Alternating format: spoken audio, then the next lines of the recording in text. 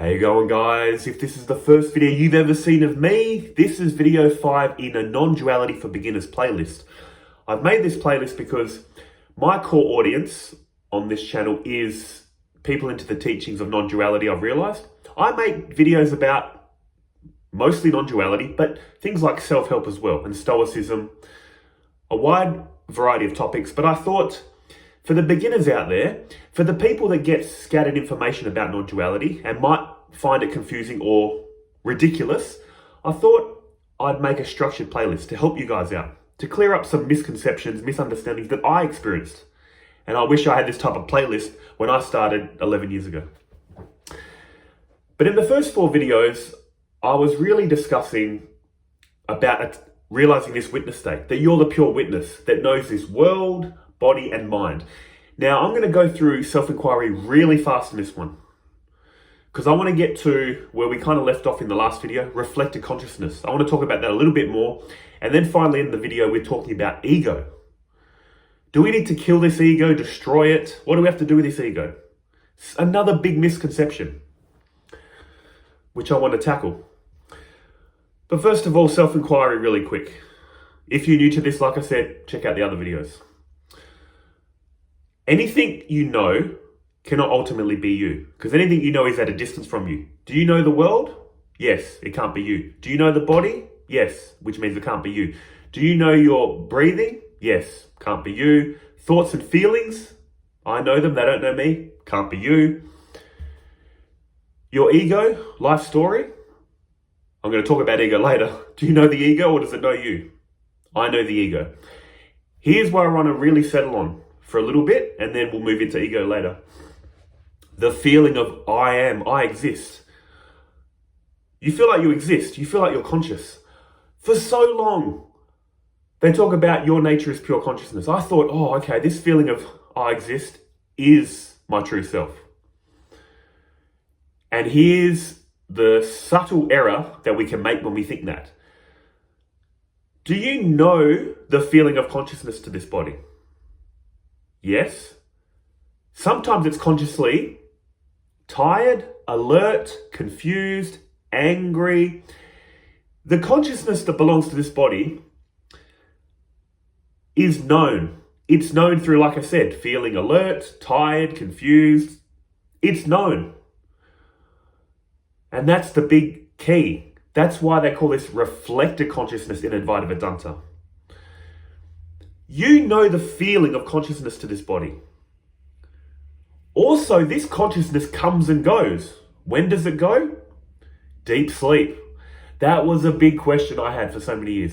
If I'm pure consciousness, how come I experience nothing in deep sleep?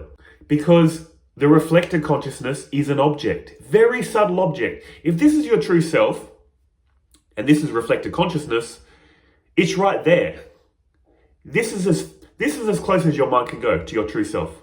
It's right at the doorway, but you can't enter that door with the mind, because the mind is limited, separate. The mind is objective, so it can only see an objective reality. It can only know an objective reality, but your true self has non-objective qualities. That's what all this self-inquiry is showing you. An objective mind cannot know a non-objective pure consciousness. So the best it can do is sit with the feeling I am, I exist.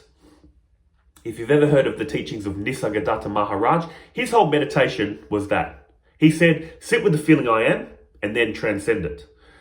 I said transcend in quotes because you can't transcend it. Your egoic self can only sit with that feeling and then intuit, make a turn in quotes, to realize, oh, I am that. But I can't know it because it doesn't have objective qualities. You know it by just intuiting it, and you know it by being it. Your essence is pure knowing. It's self-luminous, self-revealing. I've mentioned this example many times. It's like the sun saying, I know heat and light. It cannot say that. The sun is heat and light. It can't know what it is. Your true self is unknowable but more than known. It is the light which is illumining this reality, but can never be found as an object. Like I said, you need to spend so much time on self-inquiry to appreciate your true self. That's what this playlist is for. Once it sinks in, Wow, amazing. But again, this feeling of I exist is known by your true self. That's the closest you're going to get. And I used the mirror example in that previous video, and I'm going to go into it again. I'm also going to show you how your reflected consciousness moves through 3 states: waking state, dream state, deep sleep. Because that's the thing. What do we generally feel like as this person? We feel like, I am this person. There's a siren outside. I don't know if it's ambulance or police. You probably couldn't even hear it. I'm probably mentioning something you couldn't even hear. But in any case, we feel like I'm this person that dreams and sleeps and comes back to the waking state. That's how we generally view life. I'm this person that does these other 2 activities. In Advaita Vedanta, what they're basically saying is, no, you're not a person going through states. You're the pure witness. You're the pure witness experiencing 3 states. Much like that Om symbol. That's what that Om symbol is saying. That dot at the top is your true self. Pure being, pure knowing Brahman. That line underneath is Maya, the veil of illusion that makes this one undivided reality appear separate. And the 3 waves are basically saying they're the 3 states we're cycling through. Waking state, dream state, deep sleep. Waking state, dream state, deep sleep.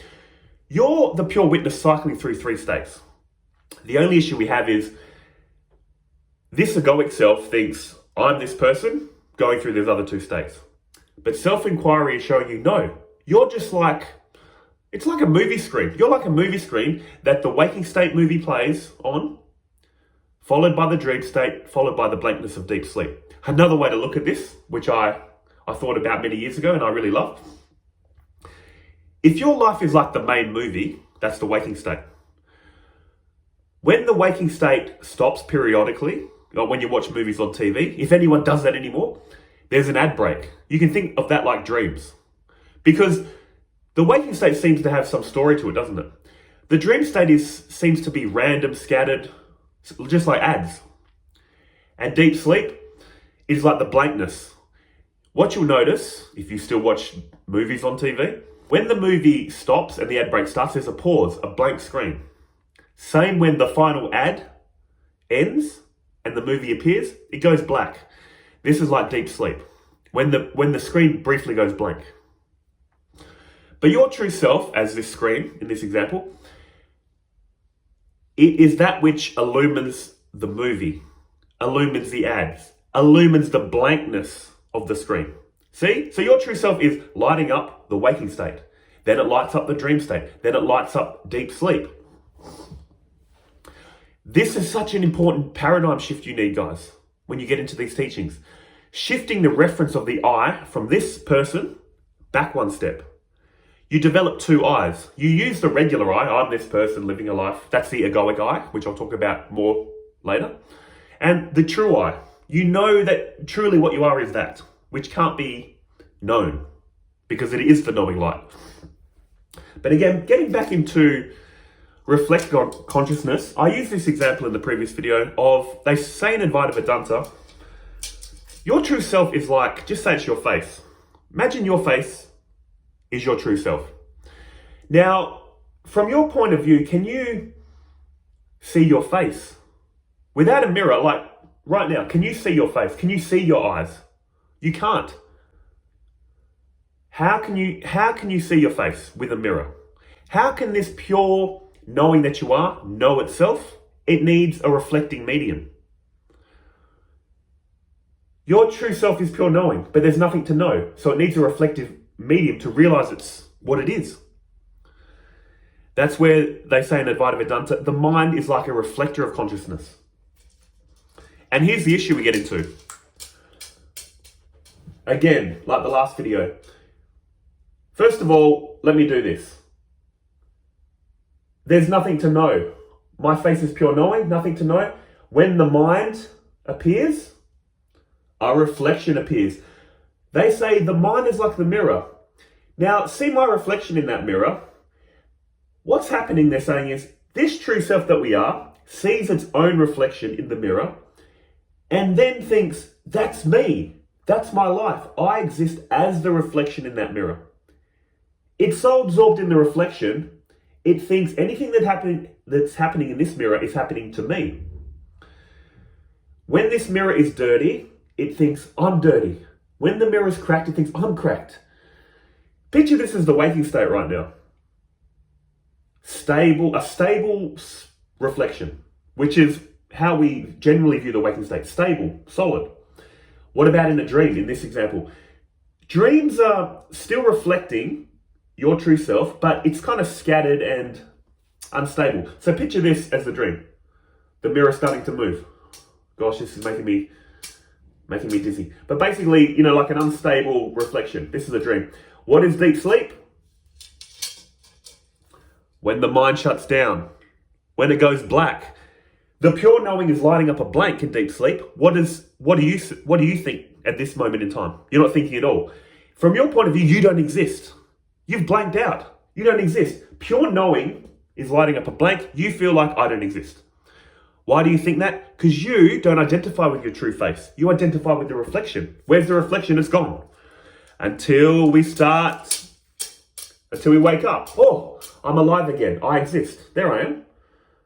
Then we start dreaming. It's getting a bit shaky. I'm in a dream. I don't exist. I hope you see what I'm driving at. Our true self is never coming and going, not born or dying. The beautiful thing is it doesn't know its own being. That's why it's so stunning. It's pure knowing but nothing to know. The mind gives it the opportunity to realize its true self. The mind gives your pure essence the realization that it exists. That's why it's non-dual and it works together so beautifully. So the issue we have, guys, is our true self is looking at itself in a mirror. And now this is an example. Don't take this literally. It sees itself in the mirror, gets caught up in the appearance and thinks that's its whole life. You know what's funny? People are doing this these days in another way, online. Their whole identity is online. If their online identity is attacked, they feel attacked. See how it's like another, I don't know if I'm explaining it correctly, but we've done it another step further, online. People are so focused online, they think this is my life, this is my identity. If anyone attacks this identity, I'm attacked.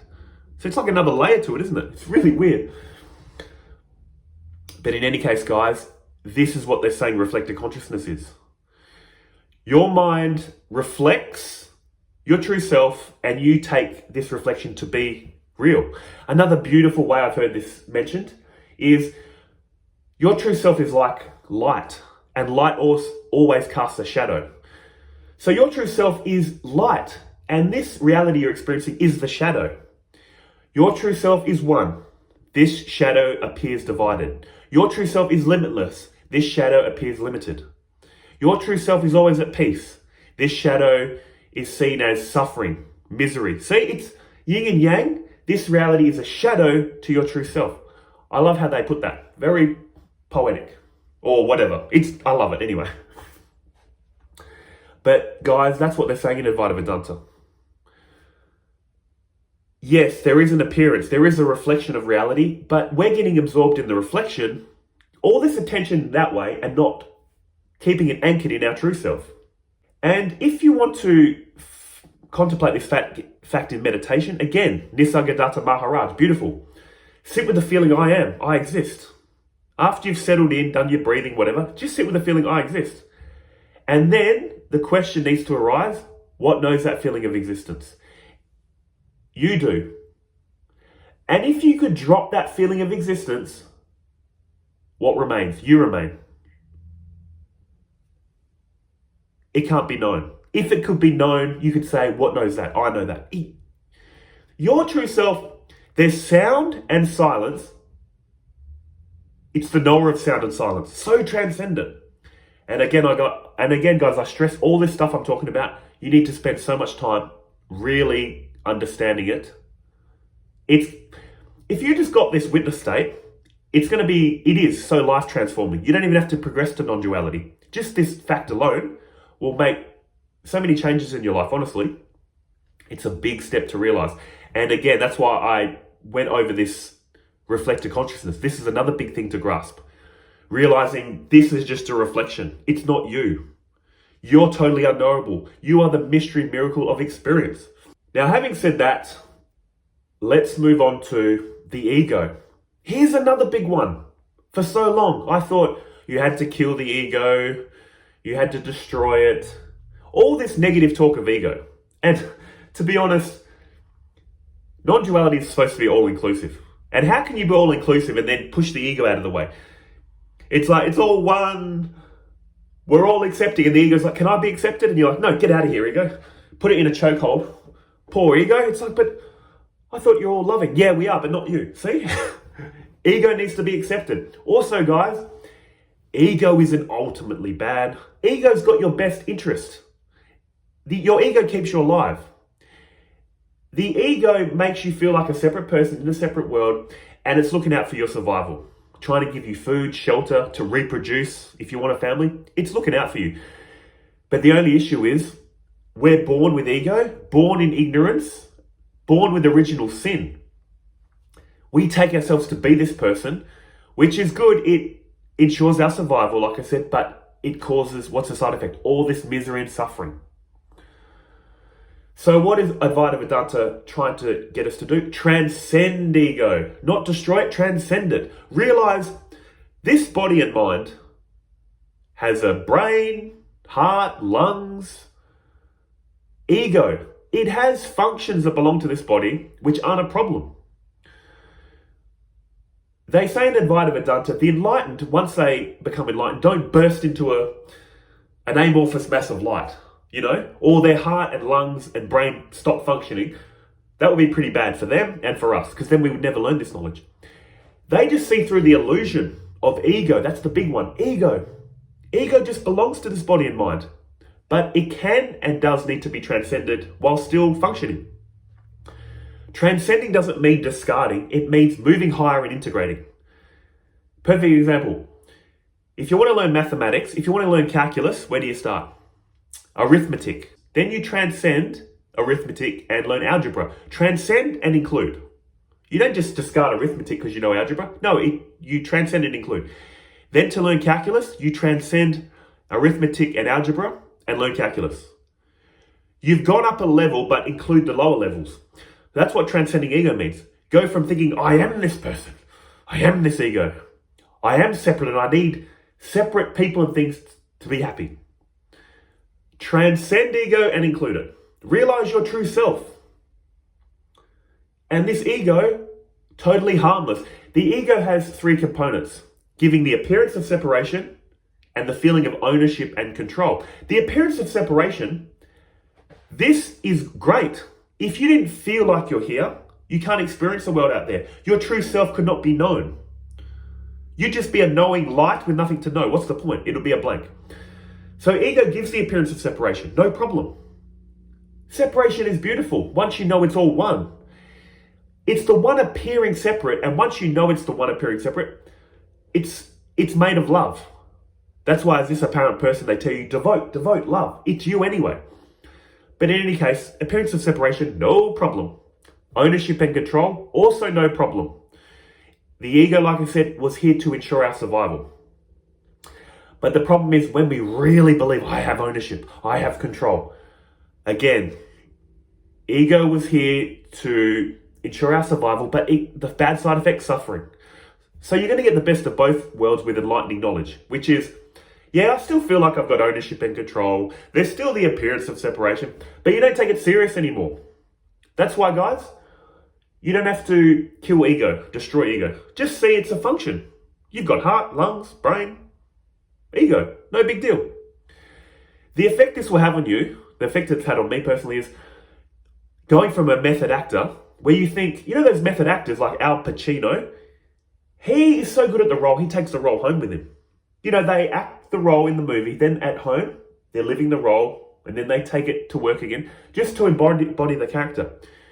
Who would be the best method actor of all? God. God is the best method actor. He's playing all these roles. That's why we're so convincing. That's why we take the role to be so real, because we're a method actor. But the effect this will have on you with all this enlightening knowledge is You go from this method actor to a B-grade actor. A B-grade actor is someone that's tried to act, but they're not very convincing. They forget their lines. They're not very believable. And what's the side effect of this? Not taking life so seriously, a loss of fear or a lessening of fear. The enlightened, ultimately, there's another word for enlightenment, fearlessness. When you're 100% enlightened, they have lost all fear of. Their attitude is, whether I die right now or in 40 years, doesn't matter. They're totally content. But for us regular people, there is a lowering of fear. I've personally found this. I am, and I always will be, an introvert, but I was very cut off anxious. The more I've been exposed to these teachings, the more happy, light, playful, giving me the ability to make a YouTube channel, sharing this stuff with you guys. See, my public speaking has improved because of these teachings, by the way. Fearlessness, lowering of fear, sense of humor. Once you realize the ego is just an illusion. I'm just playing a role. You can laugh at this person. You can give yourself crap because you don't take this identity so serious. It still appears, but like I said, you go from method actor to B-grade actor. Yeah, I'm Simon, I'm making videos, I live a life, yeah, cool. People give me crap, whatever. It doesn't matter anymore, it's funny because you can laugh at yourself. You don't take it so serious. Whereas before, it's like, I am this ego. What did you say? Was that a criticism? Say it again, just so I can get offended. See, like, gosh, I know I'm exaggerating, but come on, am I really? Deep down, we're very triggered. What did you say? What did you mean by that? Oh, they think they're better than me? So much egoic thinking.